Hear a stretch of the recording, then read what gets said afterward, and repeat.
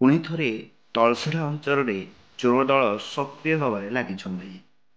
ସୂଚନା ଅନୁଯାୟୀ ଗତକାଲି ରାତ୍ରି ଗୋଟାଏ ସମୟରେ ତଳସରା ଥାନା ନିକଟରେ ଥିବା ଏକ ଗ୍ରାହକ ସେବା କେନ୍ଦ୍ରରୁ ଚୋରି ଉଦ୍ୟମ କରୁଥିବାର ସିସିଟିଭି କ୍ୟାମେରାରେ କଏଦ ହେବାର ଦୃଶ୍ୟ ଦେଖିବାକୁ ମିଳିଛି।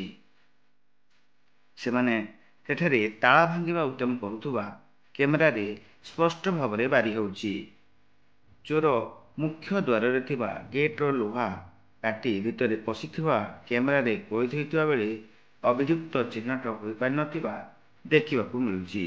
ପଞ୍ଚାୟତ ସହିତ ନିକଟରେ ଥାନା ଥାଇ ମଧ୍ୟ ଏପରି ଚୋରି ଉଦ୍ୟମ ହେବା କୋଉଠି ନା କୋଉଠି ପ୍ରଶାସନ ପାଇଁ ଏକ ବଡ଼ ପ୍ରଶ୍ନ ପାଲଟିଛି।